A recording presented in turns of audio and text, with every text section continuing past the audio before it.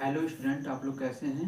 आज हम पढ़ने वाले हैं ज्योमेट्री की बेसिक कंसेप्ट। आप लोग ध्यान से देखिएगा, तभी आपको अगला पार्ट समझ में आने वाला है। क्योंकि आज हम बिल्कुल बेसिक से पढ़ने वाले हैं कि अल्टरनेट एंगल क्या होता है, क्रॉसपेंडिंग एंगल क्या होता है, एक सर्कल कितने डिग्री का कोण बनाता है। ठीक है, आज हम इसके बारे में चर्चा करेंगे।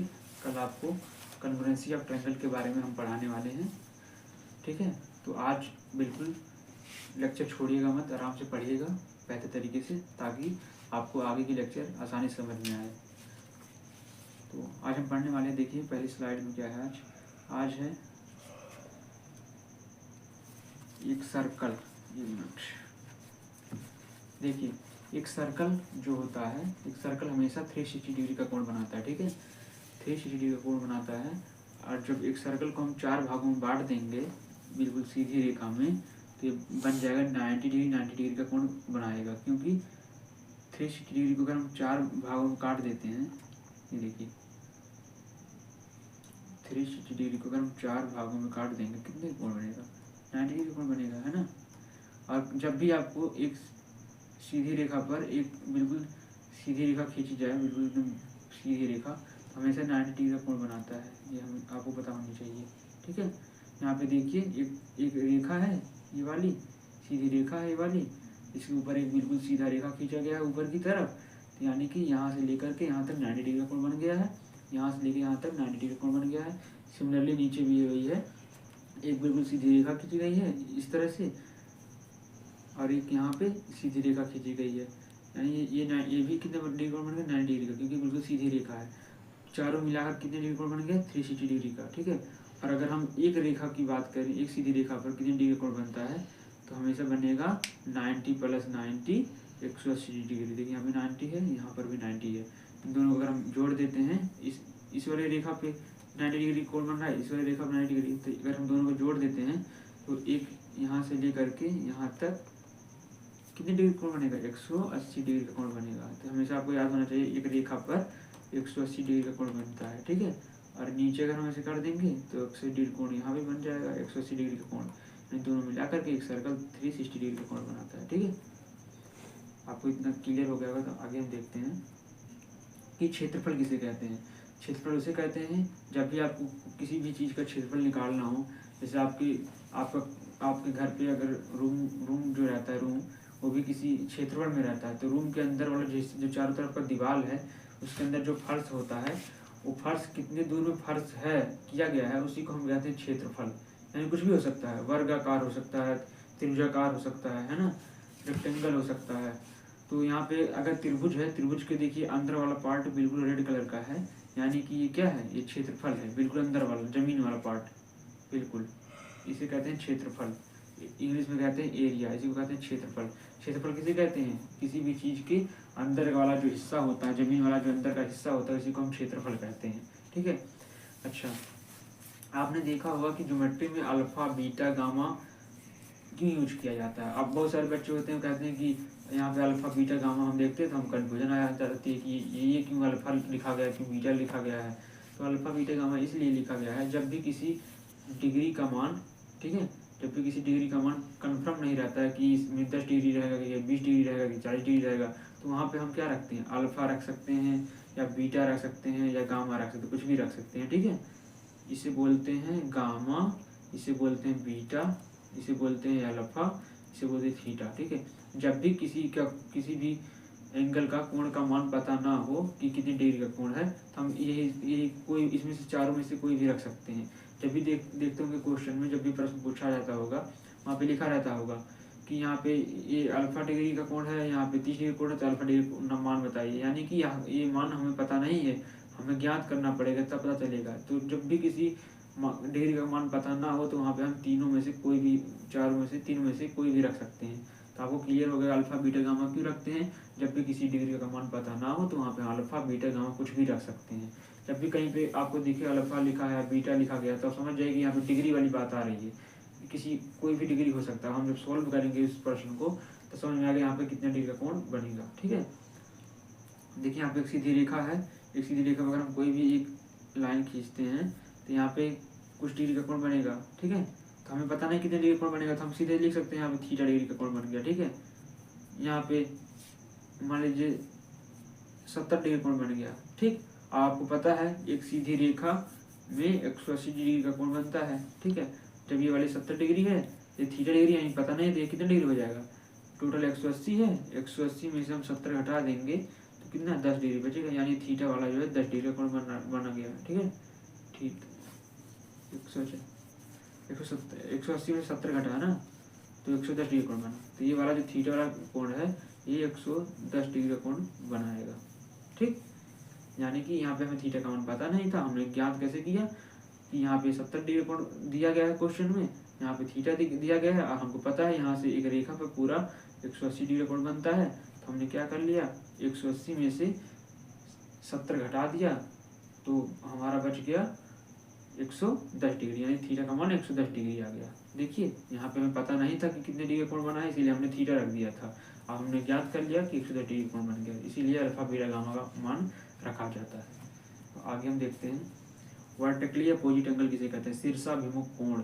ये बहुत ही इंपॉर्टेंट कंसेप्ट है, आगे अल्टरनेट एंगल समझने के लिए आपको इसको जानना बहुत जरूरी है। वर्टिकली अपोजिट एंगल किसे कहते हैं, शीर्षाभिमुख कोण। यानी देखिए जब भी आपको क्रॉस की तरह, इस तरह का क्रॉस की तरह लिखा मिले कहीं पर भी, ठीक है, तो जो ऊपर वाला कोण है ये वाला कुछ भी हो सकता है, और नीचे वाला कोण बिल्कुल बराबर होगा। यानी ये अगर ये वाला भाई अगर 10 रुपये लिया है तो इसको भी 10 रुपये चाहिए, अगर ये वाला भाई 20 रुपये लिया है तो इसको 20 ही रुपये चाहिए, यानी ये दोनों बिल्कुल सेम है। ठीक है, बिल्कुल अपोजिट है, बिल्कुल अपोजिट है। ठीक, जैसे यहाँ पे लिखा है, देखिए यहाँ पे हमने बना दिया है, ये जो ग्रीन कलर का है और नीचे ग्रीन कलर का है, यानी अगर यहाँ पे x डिग्री का कोण बन रहा है, x मतलब कुछ भी हो सकता है, तो यहाँ पर भी x डिग्री का कोण बनेगा। अगर यहाँ पे y डिग्री कोण बन रहा है रेड वाला, यहाँ पर भी y डिग्री कोण बनेगा। यानी कि बिल्कुल शीर्षाभिमुख कोण का मतलब होता है जो ऊपर रहेगा इसके बिल्कुल सामने वाला उतना ही डिग्री कोण बनाएगा। ठीक है, अब आपको तो पता होगा कि आपको पता होगा कि मतलब ये कैसे होगा, लेकिन अब हम इसको बिल्कुल मैथमेटिक्स के द्वारा सॉल्व करके बताते हैं कि ऐसे हुआ क्यों, आखिर हुआ अगर है इसके बराबर तो ऐसा क्यों है बराबर, तो हम आपको बताते हैं ऐसा है क्यों बराबर होता है। एक मिनट,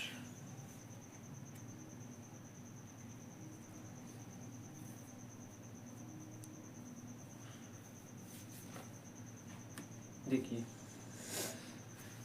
आपको पता है एक सीधी रेखा पर 180 डिग्री का कोण बनता है। ठीक, तो यहाँ पर देख लीजिए, अगर हम CD एक रेखा है, ठीक है, यहाँ से लेकर के यहाँ तक 180 डिग्री का कोण बनेगा कि नहीं बनेगा ना। तो अगर हम इसको थीटा डिग्री मान लेते हैं, यहाँ से लेकर के इस वाले एंगल से इस वाले एंगल तक अगर थीटा डिग्री मान लेते हैं तो टोटल कितना 180 है, यहाँ पे कितना बचेगा 180 में से टोटल में से थीटा वाला घटा देंगे, ये वाला मान घटा देंगे तो हमारे वाला बच जाएगा, है ना। अरे यार दो लोग हैं, दो भाई हैं, अगर टोटल 10 रुपया है, अगर ये वाला भाई 4 रुपया लिया है तो इसमें से हम 10 माइनस 4 घटा देंगे, बचेगा कितना 6 रुपया बचेगा, है ना। जितना है उतना घटा देंगे, उतना ये वाला भाई ले लेगा। तो ये चीज़ है, ये टोटल यहाँ सी और डी वाला हमने रेखा लिया है, यहाँ से ले करके यहाँ तक 180 डिग्री है। अगर ये भाई थीटा रुपया लिया है तो हम क्या करेंगे, थीटा रुपया घटा देंगे, ये आंसर आ जाएगा। अगर ये भाई 4 रुपया लिया है तो हम 10 में से 4 घटा देंगे, ये 6 रुपया हमारा आ जाएगा। ठीक है, यहाँ जितना दिया रहेगा उतना हम पे घटा देंगे। ठीक, अभी सिमिलरली हम यहाँ पर देख लेते हैं इस वाले कोण को, ए बी वाले रेखा को अब देख लेते हैं। ए बी वाले यहाँ से ले करके ये यहाँ तक 180 डिग्री ये भी बनेगा एक सीधी रेखा पर। ठीक है, अगर ये वाला भाई थीटा रुपया लिया है और एक यहाँ से ले करके यहाँ तक 180 डिग्री का कोण बन रहा है, ठीक है, तो यहाँ पे कितना बचेगा 180 माइनस थीटा बचेगा, है ना। अगर ये वाला भाई 4 रुपया लिया है, टोटल 10 रुपया है, तो यहाँ पे कितना बचेगा 10 माइनस 4 यानी 6 रुपया बचेगा, तो यहाँ पे हो जाएगा 180 माइनस थीटा। ठीक, अब हम इस वाले रेखा को लेते हैं, ए बी वाले रेखा सी डी वाले रेखा को ले लेते हैं, सी डी वाले रेखा को, सी डी कहाँ गया, यहाँ पे देखिए सी डी है ना, तो सी डी वाले रेखा को हम लेते हैं, यहाँ से ले करके यहाँ तक कितने डिग्री कोण बनेगा 180 डिग्री का कोण बनेगा। ठीक है, तो अगर ये वाला 180 माइनस थीटा डिग्री है, ये वाला यहाँ से यहाँ तक, यहाँ से यहाँ तक 180 माइनस थीटा डिग्री है, तो कितने डिग्री कोण बनेगा। अगर टोटल 180 डिग्री है यहाँ से लेकर के यहाँ तक, सी से डी वाला जो रेखा है टोटल कितना है 180 डिग्री है। अगर 180 माइनस थीटा यहाँ पे कितना बचेगा थीटा डिग्री बचेगा, क्यों, अरे टोटल अगर 10 रुपया है तो यहाँ पर अगर 1/10 - 4 रुपये लिया है तो 1/कितना लेगा, 4 ही रुपये तो लेगा, तभी तो 1/10 - 4 6 रुपये होगा, 10 4 6 10। ठीक, यहाँ पे थीटा बचेगा। अब आप देख सकते हैं यहाँ पर भी थीटा आ गया, ठीक, यहाँ पर भी थीटा आ गया, बिल्कुल एकदम सामने सामने, यानी जितना कोण यहाँ पे बनेगा उतना कोण यहाँ पे बनेगा। यहाँ पे 180 - थीटा आ गया, यहाँ पे 180 - थीटा आ गया, यानी जितना कोण यहाँ पे बनेगा उतना कोण यहाँ पे बनेगा, है ना। होगा कि नहीं सिमिलर, ये कंसेप्ट से सिमिलर हुआ। कैसे, एक सीधी रेखा 180 डिग्री का कोण बनाती है, ठीक। ये अगर आपको पता है तो आप यहाँ से निकाल सकते हैं ऐसा क्यों हुआ। अब पढ़ते हैं हम angle made by a transversal line, मतलब एक तिर्यक रेखा द्वारा बनाए गए कोण। ट्रांसवर्सल मतलब होता है, ट्रांसवर्सल मतलब होता है एक तिर्यक रेखा, कोई भी एक सीधी रेखा खींची गई हो उसको हम एक रेखा से अगर तिरछा खींच देते हैं तिर्यक रेखा की तरह, उसे कहते हैं ट्रांसवर्सल लाइन। ये 3 प्रकार का कोण यहाँ पे बनाता है, एक करस्पॉन्डिंग एंगल, एक अल्टरनेट एंगल, एक इंटीरियर एंगल, ठीक है। तो हम पढ़ते हैं पहला वाला करस्पॉन्डिंग एंगल। करस्पॉन्डिंग एंगल कहते हैं संगत कोण, हिंदी में कहते हैं संगत कोण। यानी कि ये देखिए, ये है बिल्कुल सीधी रेखा, ये बिल्कुल इस तरह से दर्शाया जाएगा तीर की तरह, यानी आप समझ जाएंगे कि अगर यहाँ से ले करके यहाँ तक दूरी 10 सेंटीमीटर है, ठीक, तो यहाँ से ले करके 10 सेंटीमीटर ये भी होगा, यानी कि अगर 10 सेंटीमीटर यहाँ पे 10 सेंटीमीटर यहाँ पे, यानी बिल्कुल सीधा रेखा खींचा गया ये वाला, ठीक है। ये वाला जो तीर है, ये वाला तीर बिल्कुल सीधा रेखा, यानी समांतर है, एक दूसरे के समांतर है।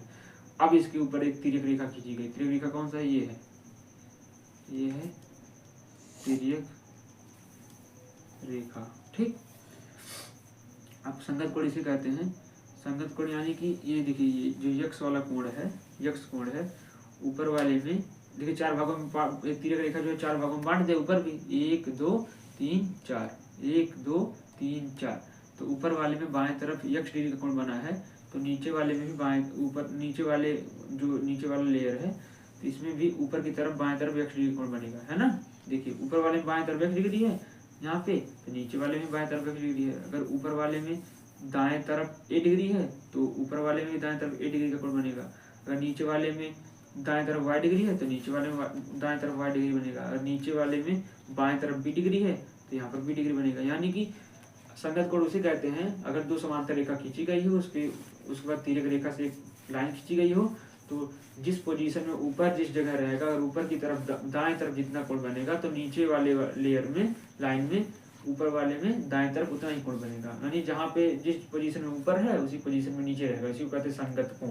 यानी जहाँ पे जितना डिग्री कोण यहाँ पे बना, यहाँ पे दाएं तरफ ए है, ऊपर की तरफ देखेंगे ऊपर वाला ए है ना, ये है ऊपर वाले लेयर में दाएं तरफ ए डिग्री का कोण बन रहा है, तो नीचे वाले में भी दाएं तरफ ए डिग्री कोण बनेगा ऊपर वाले में, ठीक है। इसे कहते हैं संगत कोण। अब हम आगे पढ़ते हैं, हम पढ़ते हैं एकांतर कोण। एकांतर कोण इसे कहते हैं, एकांतर को पढ़ने के लिए आपको सबसे पहले जानना होगा शीर्षाभिमुख कोण किसे कहते हैं। हमने आपको ऊपर पढ़ा दिया है, इस तरफ जितने डिग्री कोण बनेगा उतना ही इस तरफ भी उतने डिग्री कोण बनेगा। अगर ये इस भाई के पास 10 रुपया है तो इस भाई के पास भी 10 रुपया होना चाहिए। इस भाई के पास अगर 20 रुपया है तो इस भाई के पास भी 20 रुपया होना चाहिए। आपको हमने ऊपर पढ़ाया है शीर्षाभिमुख कोण मतलब बिल्कुल अपोजिट एंगल जो है बिल्कुल सेम होता है, यानी इस तरफ जितना इतना ही इस तरफ, ठीक है। यही कंसेप्ट हम यूज करने वाले हैं अल्टरनेट एंगल में, ठीक। देखिए ये है तिर्यक रेखा, ये यहाँ पर भी वही चीज़ है समांतर रेखा, ठीक है, ये तिर्यक रेखा है। तो अगर यहाँ पे यक्स डिग्री कोण बन रहा है तो यहाँ पे अगर हम पूरा लिख लेते तो बता रहे हैं आपको, वाई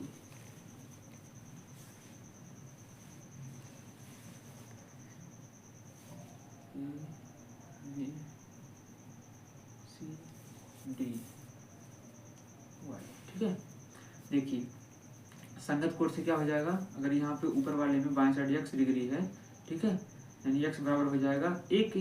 इस तरफ ऊपर वाले में बाएं साइड में देखिए ऊपर वाले में बाएं साइड में x है, यहाँ पे ऊपर वाले में बाएं साइड a है, यानी हो जाएगा संगत कोण के हिसाब से x बराबर a के, ठीक। और शीर्षाभिमुख के हिसाब से क्या हो जाएगा, शीर्षाभिमुख के हिसाब से शीर्षाभिमुख कोण के हिसाब से हो जाएगा a बराबर x के, है ना। तो यहाँ पे लिख सकते हैं हम a बराबर x के। और जब x बराबर a के है और a बराबर x के है तो हम कह सकते हैं x बराबर x के।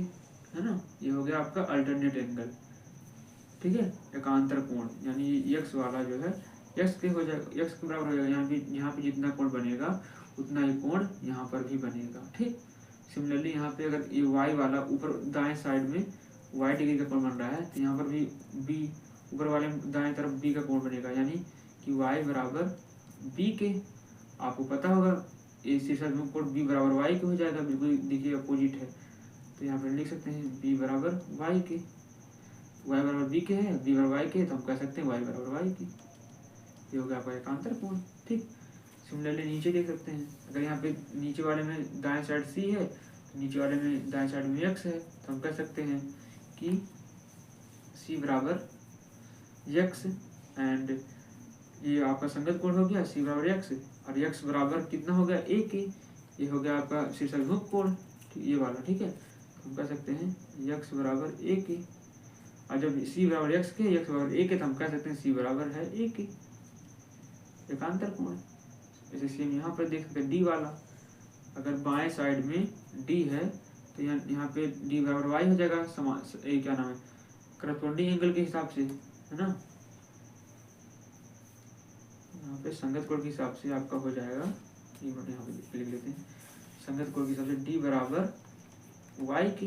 यहाँ पे देखिए नीचे वाले में बाएं तरफ डी है, तो यहाँ पे नीचे वाले में बाएं तरफ वाई है, संगत कोण के हिसाब से डी बराबर वाई हो गया, और शीर्षाभिमुख के हिसाब से वाई बराबर बी के। यहाँ पे देख लीजिए, जहाँ यहाँ पे वाई है यहाँ पे बी है, यानी वाई बराबर बी के, वाई बराबर बी के। तो हम कह सकते हैं अगर डी बराबर वाई के, वाई बराबर बी के, तो वाई क्या है, डी बराबर बी के हो जाएगा, ठीक है। ये हो गया आपका एकांतर कोण, यानी एकांतर कोण निकालने के लिए आपको संगत कोण पता होना चाहिए। जब संगत कोण आपने निकाल लिया तो उसी के बाद संगत कोण निकल गया, उसके बाद अब लगाएंगे दूसरा कॉन्सेप्ट शीर्षाभिमुख कोण, ठीक। शीर्षाभिमुख कोण जब लगाएंगे अपोजिट एंगल, तब आपका ये अल्टरनेट एंगल निकल जाएगा आराम से, ठीक है। आपको अगर एक समझ में आया कि नहीं, डी बराबर वाई, वाई बराबर बी, फिर डी बराबर बी, यानी कि अगर तीन बच्चे हैं, मान लीजिए ए और बी और सी, अगर ए बराबर है बी के, बिल्कुल सेम सेम दिख रहा है, ए वाला लड़का बी के बिल्कुल सेम सेम दिख रहा है, और बी वाला लड़का सी के बिल्कुल सेम दिख रहा है, तो हम कह नहीं सकते कि ए वाला लड़का भी सी की तरह दिख रहा होगा। अगर तीन बच्चे हैं, अगर ए वाला बी की तरह दिख रहा है, बी वाला सी की तरह दिख रहा है, तो ए वाला भी सी की तरह दिखेगा। सेम यहाँ पे यही कंसेप्ट लगा, अगर डी बराबर वाई है और वाई बराबर बी है, तो हम कह सकते हैं डी बराबर बी है। यही होगा आपका एकांतर कोण, ठीक है।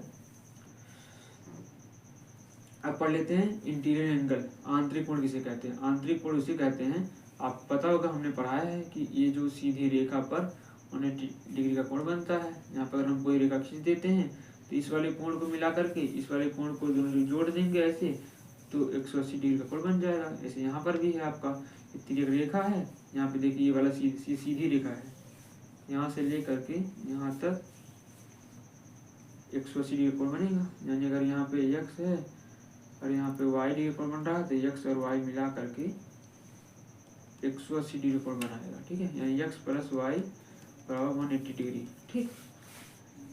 सेम इसी प्रकार इस तरफ है, अगर यहाँ पे a डिग्री कोण बन रहा है, यहाँ पे b डिग्री, तो a और b को मिला देंगे, a प्लस b बराबर 180 डिग्री, ठीक है।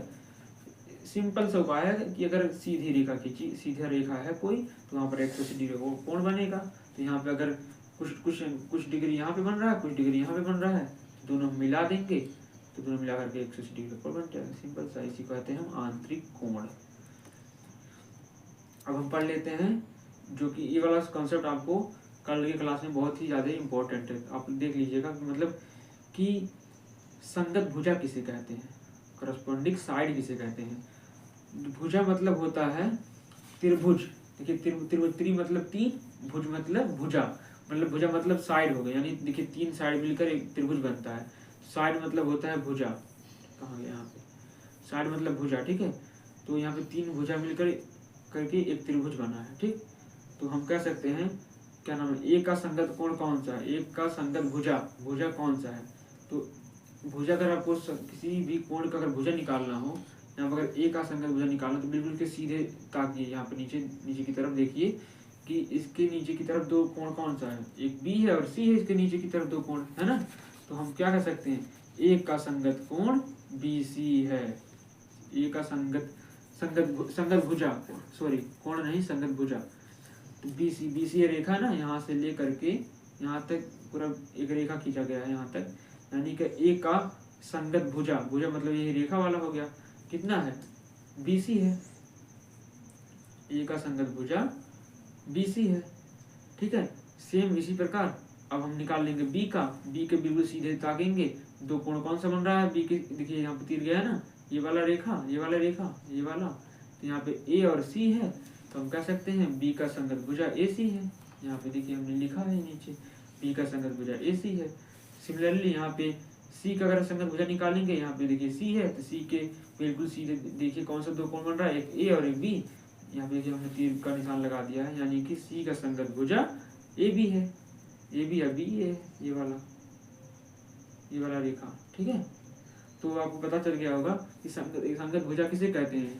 संगत भुजा उसे कहते हैं जिस चीज का संगत भुजा निकालना है, अगर कोण ए का निकालना हो तो कोण ए से खड़ा हो जाइए। अब देखिए दो कोण कहाँ पे बन रहे हैं, ठीक है। एक हमने ए पे खड़ा हुआ, हमने यहाँ पे ए पे खड़ा हो गए यहाँ पे, और यहाँ पे देखिए नीले कलर का एक तीर का निशान लगा है, जो कि रिप्रेजेंट कर रहा है बी और सी को, ठीक है। यानी बी और सी को भुजा को रिप्रेजेंट कर रहा है, तो यानी ए का संगत भुजा BC हो जाएगा। अब बी की तरफ, बी से हम देख रहे हैं इस तरफ, तो आपको दिख रहा है AC भुजा दिख रहा है, तो बी का भुजा AC हो जाएगा, ठीक है, AC। और सी का अगर देखेंगे, सी का AB या BA हो जाएगा, ठीक है। समझ में आ गया आपको।